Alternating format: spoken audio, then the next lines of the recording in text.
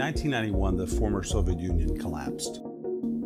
And it was just at that time that my family and I felt called to relocate to the Soviet Union. It was an exciting time.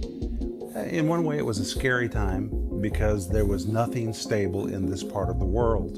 The currency wasn't stable, politics were not stable, and really no one knew what was going to happen next. But we heard the call of God in our family, moved. We packed lock, stock, and barrel, moved across the world permanently to give our life to Russia and to the Soviet Union. And it was during that first year that I began to write my book, Dream Thieves. That book was really born out of my experience because God had put this dream in my heart, a dream that I did not anticipate, to minister to Russian-speaking people. Who would have ever dreamed that? If somebody has had a dream of something that seems far-fetched, nothing could have seemed more far-fetched than what we started doing in 1991. And we moved into a house, and I'm just not so sure that the person we were renting from was not even KGB. I think probably they were. It was just a different world that we had stepped into.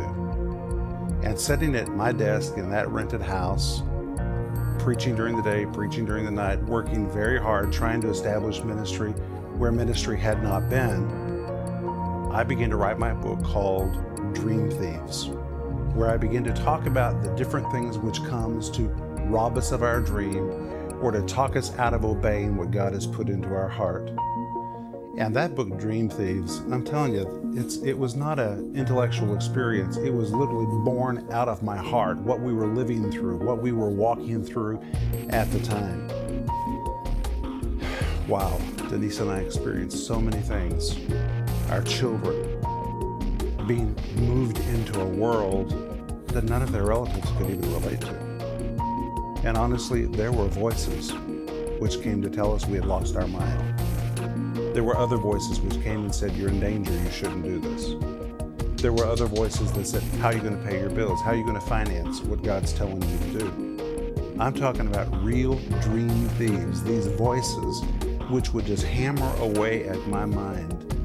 But I absolutely knew that God had spoken and that God had told me that I was to be in that part of the world and was to give my life to reach the former Soviet peoples.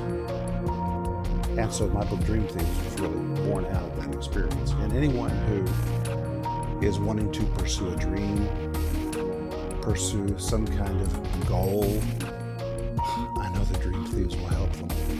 It is so loaded with not only revelation, but with practical insight. It would really help somebody hold on to that dream which God put in their heart.